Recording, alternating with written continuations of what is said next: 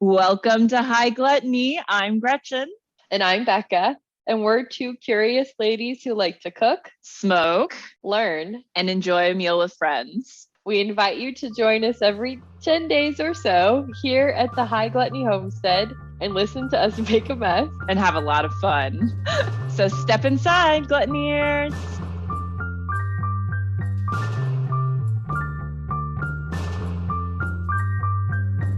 Welcome to the High Gluttony Homestead, all you lucky gluttoniers out there. We haven't met in a while. This is super exciting and overwhelming to us. Everything that could be a challenge has already happened. We're baking today. I don't have any measuring cups. We are making redemption rolls because we were really, really bitter about our pistachio rolls the last time we made any sort of yeasty pastry situation. A rolly pastry yeasty situation. Rolly pasty yeasty. Yes. Rolly pasty yeasty situation. Like the three most unappealing descriptors. Especially when it comes to vaginas, but right. I think like stomach too. Stomachs, yeah.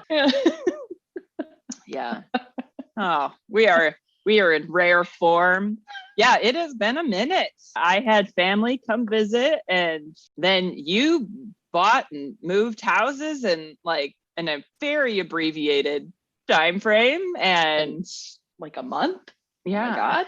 That's why I don't have any measuring cups. I thought they were in a box. They weren't. No idea where they are. Actually, I do. They're at the other house. Got to figure that out. They're on the other side of town.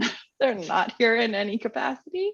But you also have an update to share. I think we've maybe mentioned that there's a new inhabitant of the land of fur and bunnies, or implied anyway, that we had acquired a new rabbit. And we've finally, no, it's a boy. Well, I've known that for what, probably 3 or 4 weeks, about 3 weeks that I've known he's a boy. Have not figured out what his name was until this week when I was discussing it with Becca, and we came up with the perfect name. So we are officially announcing there's Lucerius Black Raspberry is his name. He is a black rabbit. We're going to call him Luce, or Lucy for short. And he's a funny little nugget, and he has been pretending like he couldn't get inside from the outside. And I had left a door open for him in my bedroom to go around and run around on the patio. But I thought maybe he'd just been left out from before and had opened the door to let him in. And just a minute ago, I look outside and he's standing outside again. So he clearly knows where the other door is. And I do not need to worry that he hasn't figured that shit out. Sneaky. He's just like, no, this other door needs to be open when I'm over here. So yeah, come open this. Circles. Yeah. They love circles. Bunnies love circles. And a reminder, all of Gretchen's rabbits are named after Game of Thrones characters because bunnies die. Yeah. Bunnies die a lot. But bunnies are a pet that you have to really acquaint yourself with heartbreak and realize that they don't live that long. So this name actually comes from the history book from the Game of Thrones series, or a Song of Ice and Fire. This is from the World of Ice and Fire, and it's some old queen, somebody's son that she named Lucerys, and my sister-in-law had suggested Sirius Black as a name, and I was really kind of enjoying that as a name too. And Miss Niece Amelia wanted Raspberry to be part of his name. So in my discussions with Becca, we discovered that you could smash Sirius and Luce together and make it Lucerius. And I like throwing the black in there because he is black. And then Raspberry. So he is a black, there's food in it too. So we've got the whole set of things that I want in an animal name. Thank you for listening to my 5-minute explanation of my new pet rabbit's name. You're welcome. And then we also figured out much later that it rhymes with moose. So we've got loose and moose on the loose. It's amazing. It's going to be our children's book. I know, Loose right? and moose on the loose. So welcome, Luce, and let's get back to our cinnamon rolls. We decided, fuck that precious pistachio. We're doing cinnamon and butter and cream cheese because that felt much better and really, really delicious. The standard. Yeah. Standard, exactly. So these are our redemption rolls, and we are also sipping on some mimosas today. So mimosas and cinnamon rolls, nice little breakfast adventure. Feel like we're having breakfast flour today too. Exactly. Tell us a little bit about what we're both enjoying. We have the same thing today. Weird, super weird, but we do. We were contacted by a friend of our good friend, Mary, and she is growing this amazing hemp flower. And we are smoking the Frida today, which is a more, I guess, sativa-y leaning hemp flower. But really enjoying this. I am really getting on the CBD bandwagon. Either the quality is getting better in the last couple of years because people are taking it more seriously and focusing on it because of the good qualities it has, or I just was too rash in my judgment before of being like, CBD doesn't work. It does not work. Well, good for you for recognizing that you are able to change. You can change your opinions and you can keep trying. And if I put all of the cannabis, put all of the hemp in front of me, and I will try all of it and be happy to change my mind. But yeah, so Safi at Sites High Elevation Hemp, we just want to say thank you to you. Thank you for reaching out to us. We're both enjoying this so much. And so I'm going to tell a little bit about what we've learned from having exposure to this product, and then tell you a little bit about Sites High. Like Gretchen said, this is just hemp. This is a CBD flower. Ours is 14.83% CBD and just 0.03 THC, which is like Gretchen said, this is our breakfast flower this morning. It is good because it keeps me on point. I can feel a little high because I am being the longer smoking, which this always kind of chaps me a little bit because I'm like, Becca is got such a better tolerance for weed than I do. It's so annoying. You mean I've just worn down my endocannabinoid receptors more than you? But I've been smoking so much longer than you have, so I think it's just wrong. I think it's just wrong that I'm like, I smoke something that has 0.03% THC, and I'm like, I'm a little high, you know? My CBD receptors must just be really good. It just chaps me a little bit. But I mean, it's a good thing because I'm like, I can grow hemp flower that has like almost zero THC, smoke the fuck out of it, and be great. So totally. I'm gonna buy some stuff online to grow some hemp this year. I'm pretty excited. So Sites High is a Bay Area women and Asian owned startup. I'm just reading this right from their website, which is siteshigh.com. And the mission is to provide quality hemp derived CBD products as an alternative to conventional wellness practices for those who dive into healing, tap into one's higher self, and keep the planet in mind, which I loved because that's such a holistic approach to like what we're excited about by cannabis and hemp and just that connection to earth and everything. I know. It's so exciting. I'm very excited about their brand. I am definitely going to be ordering their lip product. According to the reviews on their website, that shit is the shit. So gotta get some lip balm and some of their rub, and they have an indica leaning flower, so I want to try that. It's very exciting. Thank you, Sites High. I know you're not done talking about it, but it's so exciting. Yeah. No, that's great. I just didn't know if please. You want to talk about hemp? Do you want to hear more about hemp? I do want to hear more about hemp. I was just thinking though, it's so funny because I feel like I'm always doing all the research, and I'm so glad that you like did a bunch of research because I was like, oh no, like I didn't like really look into this. I was gonna smoke this. I didn't look into it. So I'm so glad you're coming with some info today for me. Yes, please tell me about hemp. I'm excited. I want to know more. Okay. So this is a repost by Sites High's Instagram page from Hemp Mag. So hemp has been proven to absorb more CO2 per hectare than any forest or commercial crop. which makes it the ideal carbon sink to help fight climate change because it takes CO2 from the atmosphere and puts it back into the soil. Amazing. Hemp has deep root systems, which protect it from soil erosion and can also replenish depleted soils and improve soil health. It increases the soil's ability to sequester carbon and will grow more nutrient-dense produce. So cool. Like that it's such a good thing for pulling carbon out of the atmosphere. High Gluttony, Homestead. We're growing the hemp. We're going to have hemp. It can be grown with minimal water, which is super important in Las Vegas and California, where Gretchen and I both live. So thank you, minimal water usage. And it can be grown without pesticides. And the fabric that can be made can really make a huge difference in the fashion industry. And we can get away from some of these like fast fashion products and focus more on more sustainable sources like hemp. And lastly, the entire plant can be used.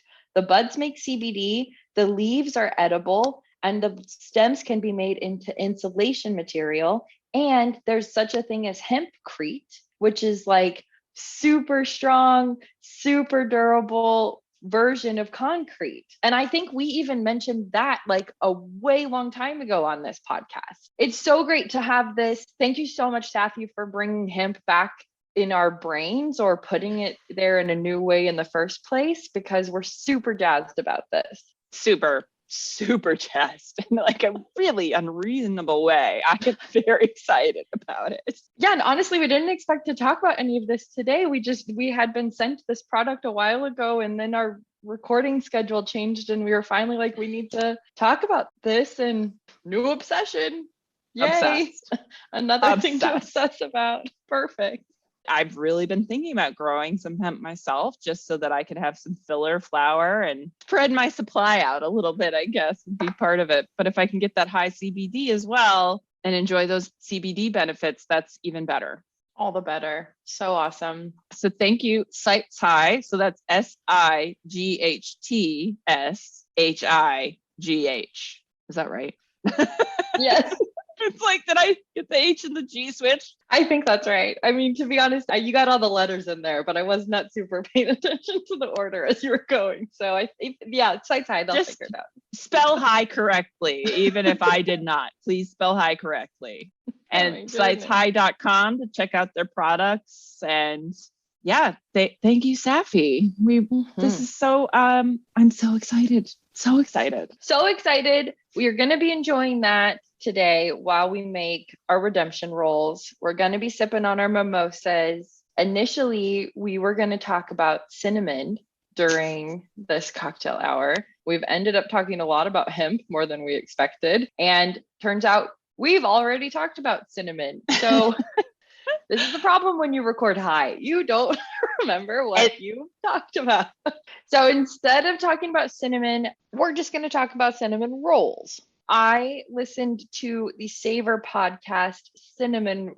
I think they called it Cinnamon Snails or something. It's kind of a funny name, but all of this info is going to come from that podcast. And so check it out. We are big fans of Savor around here. So these are our cinnamon roll quoogles. Cinnabon's busiest time of year is Thanksgiving. And in that time, they produce and sell 8,300 rolls an hour. Fuck. Right? Fuck. That. Right? Some recipes call for extra starch from a potato. And so they said that you either put mashed potatoes in the dough or can use water from boiled potatoes. And so I guess there was an Iowa State Fair competition winning recipe that used mashed potatoes a couple years ago, which I guess I get, but kind of curious. You can bake the toppings on the bottom like an upside down cake, which I had not considered, and that sounds really good. It was noted on the Savor podcast. They said that these are very dense. They don't have a lot of protein. They have a lot of sugar and they have a lot of calories. So they said to watch your portion size. And I don't appreciate that because I want the biggest butteriest, sugariest cinnamon roll I can imagine. I want to be like sick from it. So I don't want to watch my portion size. I don't blame you. I wouldn't either. And in a shocking turn of events, cinnamon rolls actually have their root in the Parker House roll. Thank you, Fanny Farmer. It's very overlapping. That's overlapping a little bit, but yes, thank you, Fanny Farmer. And I guess the impetus for that is that those rolls take so long to rise. And so they'd often be a dinner roll because they could rise, you'd wake up early and let them rise throughout the day and then throw them in the oven for dinner service. So most of the time these things are made at restaurants, but some people started thinking, why don't we rise them overnight and then put them in the oven in the morning and they can be like a breakfast roll. And so eventually that's where this idea of having these breakfast rolls came from in restaurants. And they really weren't made at home until the 1950s. And then it was 1956 that Pillsbury released that like canned refrigerated pop thing. Which is not a cinnamon roll, really. It's a cinnamon biscuit more than anything else.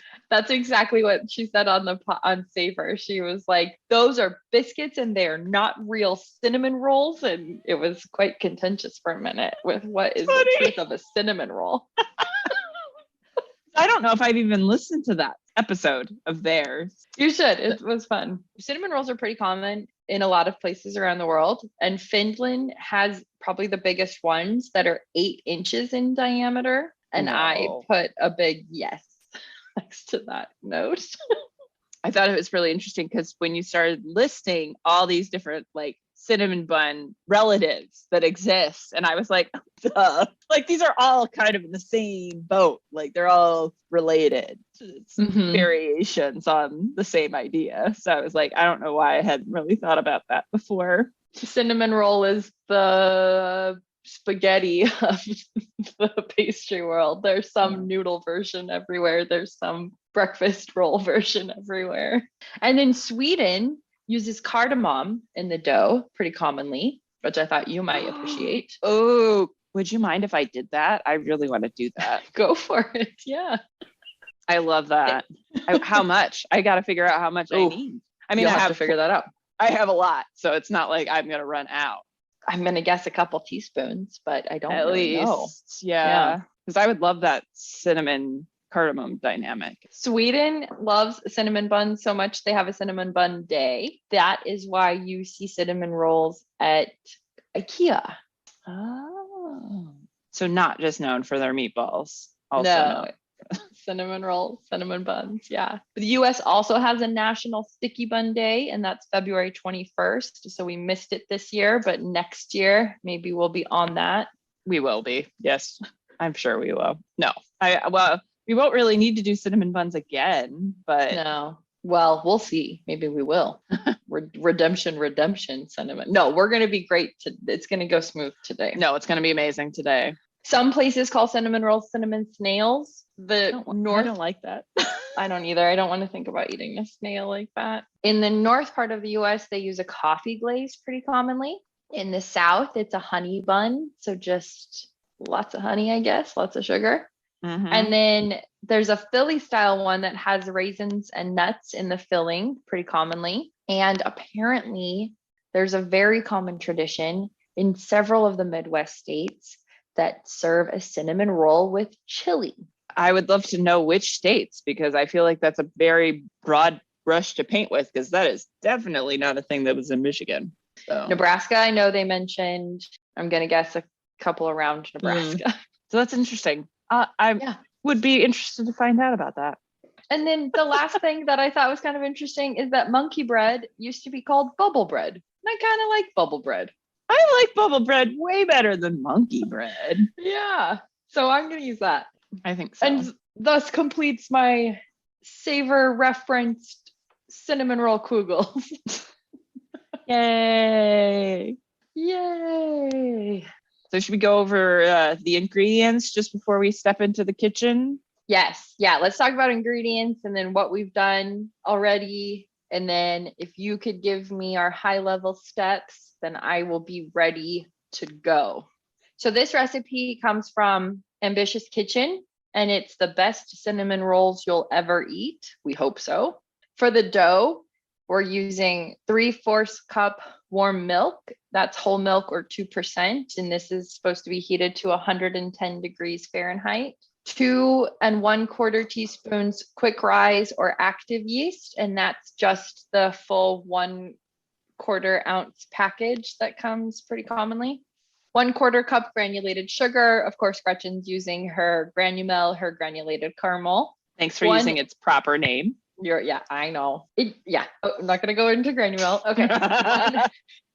one egg plus 1 egg yolk at room temperature. That seems very important according to her website or this website. 1/4 cup butter melted, preferably salted, but unsalted works too. I only had unsalted today, so I mean, we are adding salt, so I maybe would just recommend kind of giving the dough a little taste to make sure you think it's salted enough, because if she's adding salted butter, she's starting at a certain level of saltiness. So okay. I maybe, because you're already kind of under where she would be with her salted butter, maybe start at a full teaspoon of salt and see where that goes for you. Okay. And then 3 cups of bread flour plus more for dusting. And a late addition to the ingredient list here, 2 tablespoons. Is that tablespoons or teaspoons?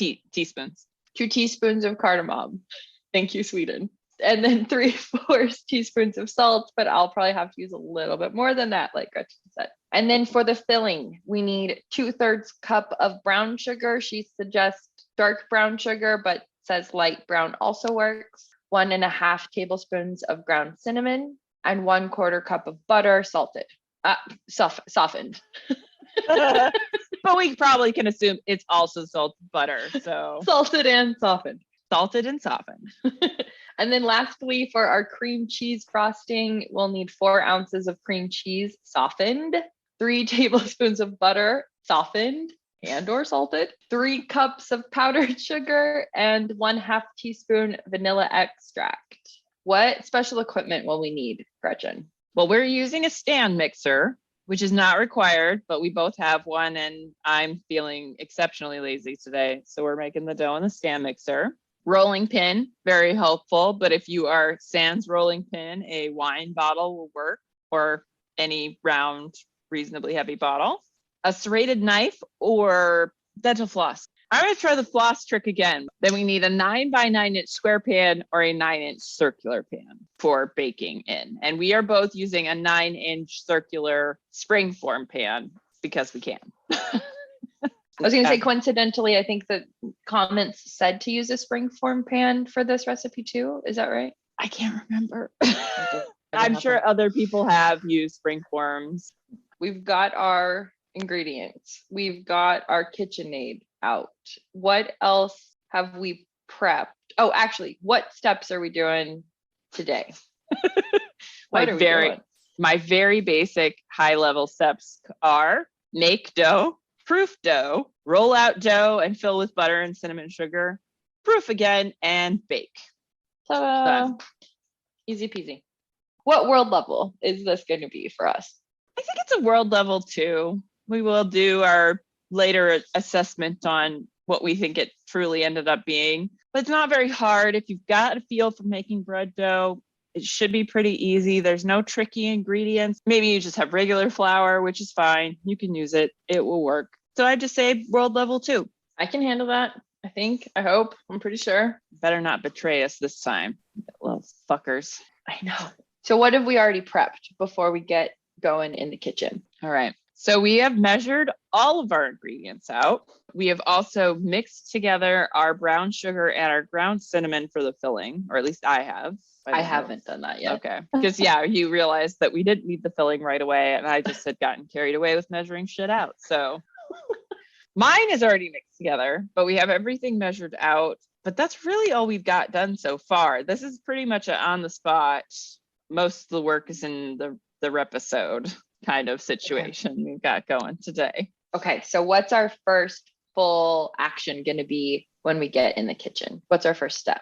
We are warming our milk to 110 degrees. We're going to use the microwave because that's the easiest way to do it. quick, easy, fun, free. Yay. She's recommending 40 to 45 seconds. We're going to start at 30 and see how it goes because I feel like 30 is probably where we want to be at, but I'm not sure. Then we are going to put that into the mixer. We are going to transfer that into the bowl of our mixer and sprinkle the yeast over the top just to start to moisten that yeast and let it bloom a little bit. Then we are adding our sugar, egg yolk, and melted butter to that. We'll give that a stir until it's completely combined. And then we are going to stir in the flour. So we're not using our mixer to stir the flour. They're recommending kind of getting that dough going a little bit with a different utensil first. And I'm thinking this is a good idea. So we will follow this instruction. And then we'll transfer onto the dough hook once we have a rough dough already started. Then we are going to need that for 8 minutes in the stand mixer. So we'll do a little magic time travel with that where you don't have to necessarily hang out with us for 8 minutes listening to the mixer. At that point, if you notice that your dough is sticking to the bottom of the bowl, we're going to add a little additional flour depending on your humidity. If you do not have an electric mixer, you can knead this by hand for 8 to 10 minutes on a well-floured surface. So you're able to do it without equipment. So in the apocalypse, when there's no electricity, we will still be able to have cinnamon rolls, but it takes a lot longer and it's a good arm workout. So don't hate on it necessarily, but I'm lazy today. But we don't want to do it. We don't want to do it. So that's our first couple of steps. Let's head into the kitchen. Okay, let's do this. Woo! And I'm actually going to put the butter in with the milk so I can melt it because my butter is not melted. So we're going to heat our milk and our butter in the microwave right now. So I'm starting with 30 seconds. So my milk is pretty warm, but my butter is barely melted. Yeah, mine is barely melted too. Okay. So I'm going to stir my milk. I'm taking my milk out. I'm leaving my butter in. I'm going to put a lid on it because that shit explodes all the time. Oh, good idea. I'm probably just going to sit here and get it out in about 10 seconds. I don't think it needs to be real thoroughly melted. It just needs to be mostly melted. Okay, nice. Okay, yeah, so I just ran it for an additional 14 seconds and it is melted. Mine has a little chunkiness. Yeah, that's fine. All right. It'll be worked in. Like brioche, you use just softened butter. So as long as it's in a stage where you think it can incorporate easily, you're fine. Okay. All right, I'm sprinkling my yeast over here. Okay, so you poured your milk into the bottom of your bowl. Yep. And please note again that we are using active dry yeast. She does recommend quick rise. I was unable to find any quick rise, and Becca's using the same thing as me just so that we're doing kind of the same thing. So yeah. And if we get it wrong, at least we both got it wrong. Nice. But we're getting it right this time. These are redemption rolls. Right. Because part of the problem was we didn't know what yeast we were supposed to be. We were not paying attention to the yeast. And so we just need to also remember that since we are using active dry, it'll take a little bit longer in the proofing. We're not breaking the recipe. We just need more time. The proof is in the yeast. Indeed. Do we touch it? Do we just sprinkle it on top and let it, what did you call it? Bloom? Proof? Bloom. What did I say? Yeah, bloom. That's actually for gelatin. Oh, while you have to bloom gelatin. It's a similar thing. It's just a hydration process. But she then said to just throw everything out, all the other liquid products in there, and mix it. Okay. Now and the sugar. Yep. Okay. We got the sugar going in there. That's going to help feed our yeast. Okay. And we got our eggs for richness. And that was one whole egg and one yolk. Yep. And your melted butter. I would recommend not getting your butter super hot because you want it to be a little bit cooler. You don't want it to cook your eggs? Don't want it to cook your eggs. And you also don't want it to mess with your yeast because if the butter's too hot, it could really fuck up your yeast. Oh, that makes sense. I've actually put my salt in with my flour together, the two things together, and I'm going to stir my salt in just so that it's diluted a little bit. And then that also is not going to necessarily knock back our yeast. But I'm going to go ahead and go in here. She didn't leave much time for the yeast to bloom. She was just like, just throw everything in. Oh, I'm supposed to mix the wet ingredients. Sorry, not flour. Mix the wet ingredients first. Looks gross with my chunky butter. It'll be fine. It might look gross, but it'll taste fine. Oh, I have a little moose visitor coming to check out what these smells are. Yeah, oh, I gotta get my cardamom in here. All right, so I'm gonna add my flour and my cardamom. So let me get my cardamom out and get my 2 teaspoons of cardamom. And the flour just kind of goes all in. And then, And then we're gonna mix that by hand as well. So I've mixed my stuff together. I've got a rough battery dough kind of thing going on here. I have a feeling I might end up with more flour going in. It's sticky or seemingly sticky. Yeah, but we'll see once it gets whipped around a bit. I'm gonna put my dough hook on. Ready to roll? Ready to roll. 8 minutes. 8 minutes. Do you have a timer? Should I set a timer? I can start my timer right now. Ready? And what speed? Medium? Yep, medium speed. All right. Let's do this. Okay. Right. So status check. It's been 8 minutes in the mixer. Gretchen had to add several tablespoons of flour to her dough. It's very sticky. It looks like it's still a little bit sticky. It is a little sticky. Yeah. Whereas mine, like immediately formed, didn't have to add anything to it. But there's also, it's only 13% humidity here in Las Vegas. And your humidity was 30? 40. 40. What are we doing now and what's next? So we are putting this into a greased bowl and we're going to let it proof for an hour to an hour and a half. We're probably going to end up on that more hour and a half side because we have the wrong yeast. So. And cover this? Yes. Cover with plastic wrap and a warm towel. I think I'm just going to put a lid on it. Can I put, okay, I was like, can I just put it's in my Dutch oven. Can I just put that lid on it? Yeah, all right. I think so. All right, Gretchen says, yes, I'm doing it. And then you said that, okay, so hour to an hour and a half, probably more like an hour and a half for us. Yeah, just because we're using the active dry yeast, not the instant quick rise or whatever she had on there. So we'll see our gluttoniers in the future. In the future. Time travel. Time travel. We meet again in the future. And we are about to roll out our beautifully doubled dough, or at least mine's beautifully doubled. How's yours looking, Beck? Good, it's big. Okay, good. It feels nice and poofy. There's lots of butter on the bottom. I already feel like we've had a lot more success with this than the other. Our first rise, at least, has looked much nicer. And I have a sill pat. You have a roll pat with flour dusted on top. Yes, I just dusted a little bit of flour on top. It's lovely and warm. So nice. So get my shape started. You're just kind of pulling it into a rectangle. Yeah. And I didn't find my rolling pin before we started today. Whoops. I also don't have a rolling pin, so I'm using a water bottle. Okay. Okay, we're rolling. We're rolling. Is that in the drawer with the with the measuring cups. Measuring cups. Just basically all the things I needed today. It's just been a real adventure to get to this point. I think that's roughly a 9 by 14 triangle. Supposed to be a triangle? Sorry. Oh. No. No, it is supposed to be a rectangle. My apologies for the fact that my brain does not want to say the right words. So it's supposed to be 9 inches by 14 inches. That's close enough, I think. Yep. Okay. So now butter. Oh, sorry. Yes. I like the water bottle technique. It's really Oh man. All right. Yes. Now butter, and we're going to leave 1/4 of an inch at one end that has not got any butter on it. Okay. I'm just spreading it on. You know what I should be using is my palette knife.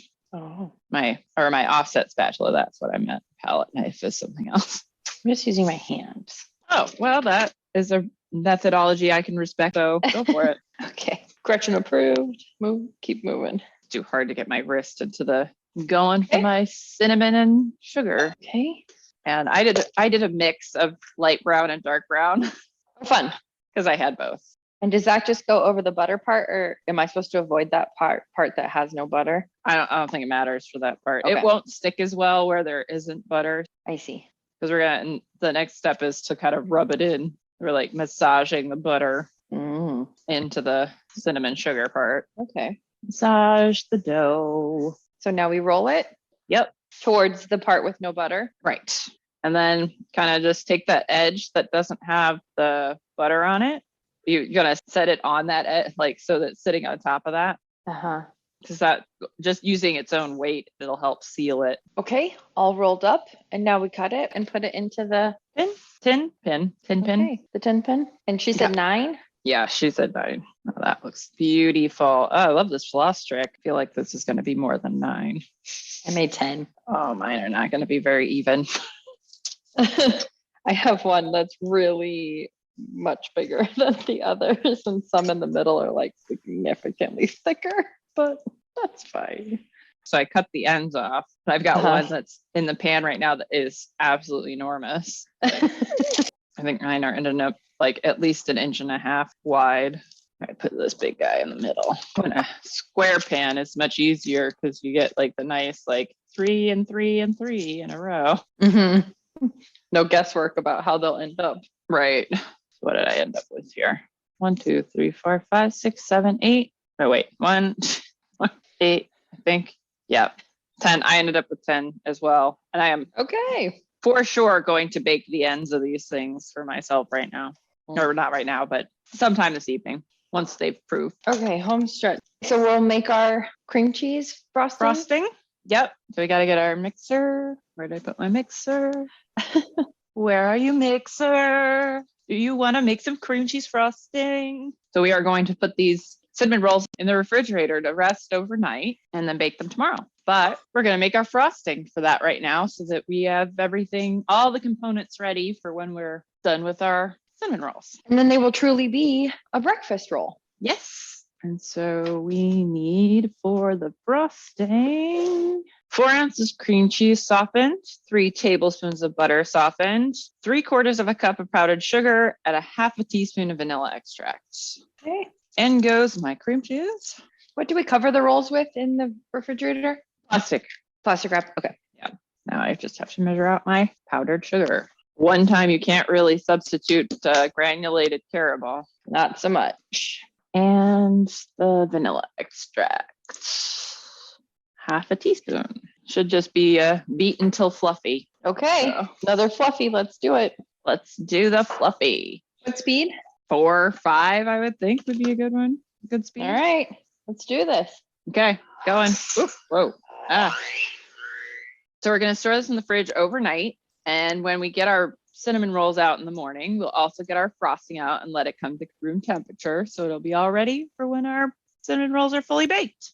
I'm so excited. Yeah. Yum, these are yum, good. Yum. Oh, I really like the cream cheese frosting. That's going to be delicious. We've mostly done cinnamon rolls. We will time travel again and collect our final thoughts on these guys. But so far, I'm very encouraged. I doesn't do anything to tell me that my theory about the fact that there was so much fat in those rolls, that's what really messed us up. It really makes me think that. This has a lot of butter in every piece of it too. But not as much because because you also had the pistachio paste and the pistachio oil. That's right, the pistachio oil. So it was like super duper heavy, I think. Yeah. I feel like we've already redeemed ourselves. This process has been much smoother. Yeah. Fucking precious pistachios. Ugh. We'll see you in the future. Yeah. It's digestive time for breakfast. A digestive if you started dinner at 2 a.m. So we're in the future. We're in the future. Baked our cinnamon rolls and enjoyed our cinnamon rolls and been extremely pleased with our redemption cinnamon rolls.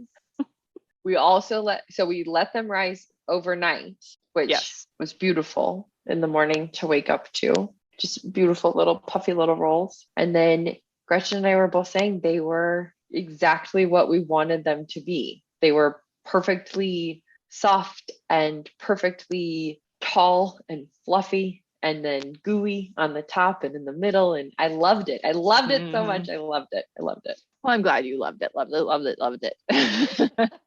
I was really excited when I tasted mine a couple days later. So they lasted a couple of days for me. I did take them into work for my coworkers to enjoy as well, but they lasted a few days. And the ones I ate 2 days after baking, I could really taste the cardamom. I couldn't taste the cardamom as much the day of. And so that's got me thinking, how can I maybe get that cardamom flavor like to start earlier so that the flavor can be more infused? And here's what I'm thinking. If you gently warmed it in the milk like a day or two before you make it, I'm wondering if that would work. I don't know if like the cardamom would mess with any sort of yeast processes, but this is what I'm thinking, because I was like, I love that, like the more pungent flavor that I got after it had been in there for a couple days. What if you put it in the melted butter? Oh, good idea. That goes right before. Yeah, I want more flavor. So I didn't put any cardamom in the way you did. I kind of wish I had. I also love that flavor, but then it was just perfect. Like, it was so perfect. It was so ooey-gooey, just delicious. I loved the frosting. Oh, the frosting was amazing. I've always made just powdered sugar and milk drizzle, or butter and powdered sugar, because there wasn't very much butter in this one. I almost want to do a half and half version of like half butter, half cream cheese, just to see what that would be like. That could be fun. I was worried. I think we both were worried there wouldn't be enough of the icing, and it ended up being. I could have used a little more. A little more. Okay. I would have liked a little bit more. It was okay, but I love icing, so I could have handled probably twice as much ice. Okay. So note to the icing lovers, double your recipe. Double it. Oh my gosh. Well, any other final thoughts on cinnamon? I don't remember the exact name. They were cinnamon. The most amazing cinnamon rolls ever, I believe, was the official what they called them, which I was like, I don't know. Like, I'm struggling to remember, but there used to be this bakery that I lived near, and this might have even been back at culinary school, where they made this fucking giant cinnamon rolls. They're like at least 3 inches high, and the icing was amazing, and they had like beautiful thin layers, so they were like super swirly. So good. Yes, please. Please. So those are the best cinnamon rolls ever, but these were really excellent. Near to perfect. Yeah, near to perfect. How do you eat your cinnamon rolls? With my hands? Well, I mean, sure. I eat from the outside in. Yeah. It depends. Sometimes I cut them into like pieces, and then I'll eat them like as like a quarter of the cinnamon roll. But I also like a wedge. Like I'm cutting a cake. But also I've done the eat it from the outside into the center thing. That I think that's one of the main purposes of a cinnamon bun, isn't it? Like that you can basically unravel it and just eat so interactive. Yeah, strip of bread with cinnamon and sugar and butter on it. Yes, please. Yeah. And it just gets softer and gooier as you go towards the middle. Yes, thank you. Yeah, really good. So come find us on Instagram and Facebook, where we post stuff on occasion, and we'll put some stuff up on the website at some point. And, let's be realistic. We will do better when we can quit our full-time jobs to do this full-time. But for right now, this is what you get. Life has been a fucking roller coaster for the past couple months for both of us. So we are hopefully getting back into it a little bit here. But we'll try and do better for you, people. We'll try. You get the podcast. That's the most important part. The part with us talking to you and you listening. That's what we're here for. Oh, that's what we're here for. Thank you for joining us. Off we go. Off we go. Yay. I gotta keep clapping. Just keep clapping.